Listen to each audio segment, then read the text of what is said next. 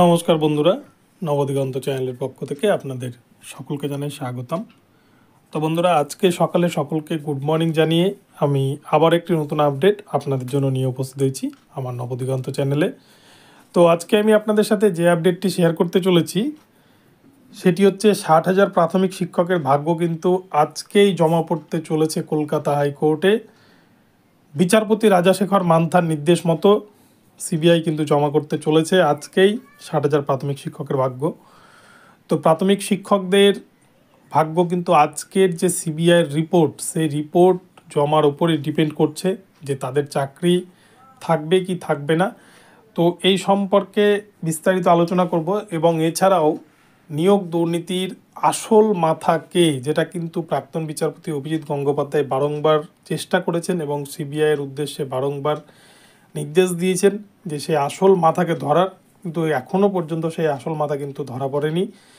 তো বিচারপতি রাজাশেখর মান্থা তিনিও ঠিক একই পন্থায় কিন্তু অবলম্বন করছেন। তো সেক্ষেত্রে আসল মাথা কি ধরা পড়বে, এটাই কিন্তু সবথেকে বড় প্রশ্ন। তো বিচারপতি রাজাশেখর মান্থা এ প্রসঙ্গে কি মন্তব্য করেছেন আদালতে, এই নিয়েও কিন্তু আলোচনা করব। তো চলুন আমরা সম্পূর্ণ ভিডিওটি স্কিপ না করে প্রথম থেকে শেষ পর্যন্ত দেখে নিই। তবে তার আগে বলে রাখি, যারা প্রথমবার আমার চ্যানেলে এসেছেন বা আমার চ্যানেলটি ভিজিট করছেন, আপনারা কিন্তু অবশ্যই আমার চ্যানেলটিকে সাবস্ক্রাইব করে নেবেন, কেননা এই ধরনের আপডেট সবার আগে সবার প্রথমে পাওয়ার জন্য আপনারা অবশ্যই কিন্তু চ্যানেলটিকে ফলো করতে থাকুন। তো চলুন তাহলে এবার আমরা আপডেটটি দেখে নিই। তো বন্ধুরা, 2014 প্রাইমারি টেটের যে নিয়োগ দুর্নীতি মামলা, যে মামলাগুলো মূলত প্রাক্তন বিচারপতি অভিজিৎ গঙ্গোপাধ্যায় দেখছিলেন, সেই মামলাগুলো কিন্তু এখন এসে পড়েছে বিচারপতি রাজাশেখর মান্থার এজলাসে। আমরা প্রাক্তন বিচারপতি অভিজিৎ গঙ্গোপাধ্যায়ের ক্ষেত্রে ঠিক যেরকম নির্দেশ দেখেছিলাম প্রাথমিকের 2014 প্রাইমারি টেটের ওপর, বিচারপতি রাজাশেখর মান্থার ক্ষেত্রেও কিন্তু একই রকমই প্রায় নির্দেশ দেখতে পাচ্ছি। এক কথায় বলা যায়, বিচারপতি চেঞ্জ হলেও বিচারের বাণী বা বিচারের ধরন কিন্তু চেঞ্জ হয়নি। কেননা এত পরিমাণ দুর্নীতি, যেখানে কিন্তু এর আগে বিচারপতিদের মুখে শোনা গিয়েছে যে এটা শুধু পুকুর থেকে একটা দুটো মাছ চুরির ঘটনা নয়, এটা কিন্তু সমস্ত গোটা পুকুরটাই চুরি হয়েছে, এমনই মন্তব্য।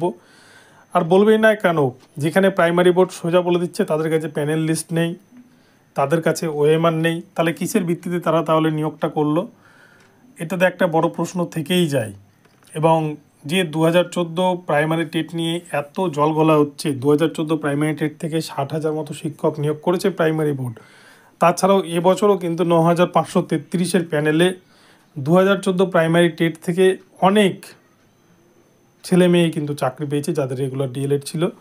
তো সেই ক্ষেত্রে এক কথায় কিন্তু পরিষ্কারভাবে বলে দেওয়া যায় যে যেখানে নিয়োগ প্রক্রিয়ায় এখনও পর্যন্ত সম্পূর্ণ কমপ্লিট হয়নি, সেক্ষেত্রে প্রাইমারি বোর্ড কী করে ওএমআরকে এত তাড়াতাড়ি নষ্ট করে ফেললো? তাহলে কি সমস্ত দুর্নীতিকে চাপা দেওয়ার জন্যই এই পন্থাকে অবলম্বন করেছিল? এটা কিন্তু একটা প্রশ্ন থেকেই যায় এবং এটা বারংবার কিন্তু সিবিআই তাদের রিপোর্টে উল্লেখও করেছে। মানিক ভট্টাচার্যের সমস্ত কুকীর্তি দুর্নীতির কথা, তিনি কি পদ্ধতিতে এই দুর্নীতি করেছিলেন, সমস্ত বিষয় কিন্তু সিবিআই রিপোর্টে উল্লেখ আছে। এবং সবথেকে বড় কথা, বিচারপতি রাজাশেখর মান্থা নির্দেশ দিয়েছেন সিবিআইকে যে আজকের মধ্যেই সিবিআইকে কিন্তু অরিজিনাল স্ক্যান কপির রিপোর্ট, অরিজিনাল স্ক্যান কপির ডিটো কপি কিন্তু জমা করতে হবে আদালতে। যেখান থেকে পারে সিবিআই চাইলে তারা কিন্তু উদ্ধার করতে পারে। তো এই বিষয়টাতে প্রাক্তন বিচারপতি অভিজিৎ গঙ্গোপাধ্যায় ওএমআর মামলা নিয়েও অনেক একাধিক শুনানি হয়েছে এবং সিবিআইকে তদন্তভার দেওয়া হয়েছিল, ইডিকে তদন্তভার দেওয়া হয়েছিল। তাদের তদন্ত অনুযায়ী কিন্তু সমস্ত দুর্নীতির তথ্য উঠে এসেছে। 264 পাতার রিপোর্ট সিবিআই গত 2রা জানুয়ারি 2024 তারিখে আদালতে জমা করেন, যার বেসিসে কিন্তু মামলাগুলো চলছে।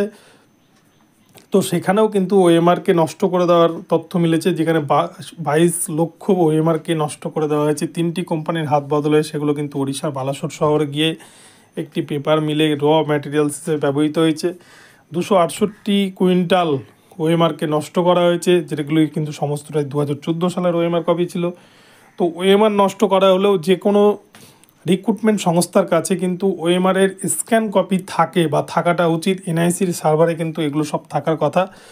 কিন্তু মানিক ভট্টাচার্য আজ থেকে 50 বছর আগের এমন একটি সফটওয়্যার ইউজ করেছিলেন এই 2014 প্রাইমারি টেটের ওএমআর কপিগুলোকে স্ক্যান করে রাখার ক্ষেত্রে, যেখানে কিন্তু খুব সহজেই ওএমআরগুলোকে এডিট করা যায়, যেখানে ক্যান্ডিডেটের নাম, তাদের যে নম্বর, প্রাপ্ত যে নম্বর, তাদের রোল নম্বর, বাবার নাম, ডিস্ট্রিক্ট, খুব সহজেই কিন্তু এগুলো এডিট করা যায়।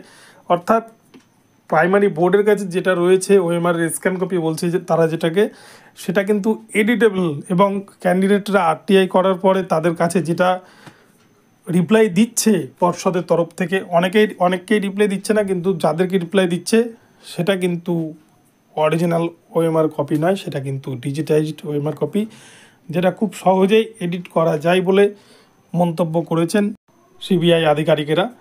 তো এই বিষয় নিয়ে কিন্তু আজকে যদি রিপোর্ট সঠিকভাবে জমা করতে না পারে সিবিআই, তাহলে কিন্তু আজকে 60,000 শিক্ষকের ভাগ্যের ওপর একটা অশনি সংকেত নেমে আসবে, যেটা বিচারপতি রাজাশেখর মান্থা বলেছিলেন এর আগের দিন ইজলাসে।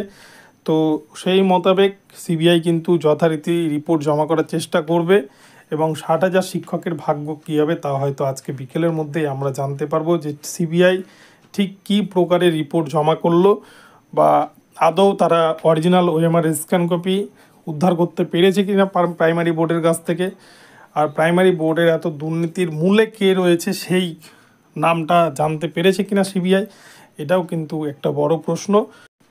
কেননা একে তো রাজ্যে চাকরি নেই, আর চাকরি থাকলেও কিন্তু সেখানে একাধিক দুর্নীতি, এরকমভাবে কিন্তু গোটা পুকুর চুরির ঘটনা।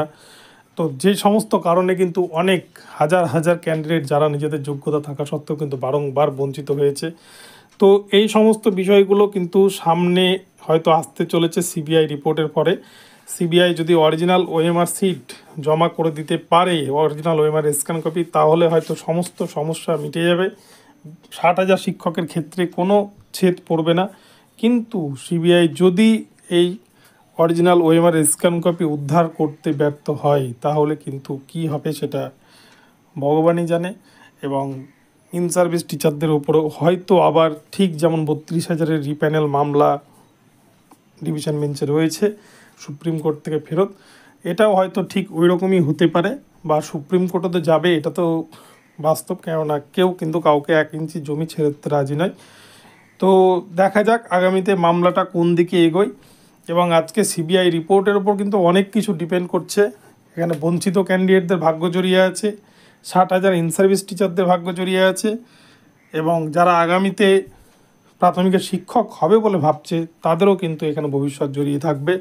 তো এখন এই পর্যন্ত রইল আপডেটটি। আজকে বিকেলের মধ্যে আশা করি আপডেট পেয়ে যাব, তো আপনাদেরকে বিস্তারিত জানাবো। তো ভিডিওটি ভালো লাগলে চ্যানেলটি সাবস্ক্রাইব করে দেবেন, আর আমার ভিডিওতে লাইক শেয়ার কমেন্ট করতে ভুলবেন না। ধন্যবাদ সকলকে। পরবর্তীতে আবার নতুন আপডেট নিয়ে আসবো। সকলে ভালো থাকবেন।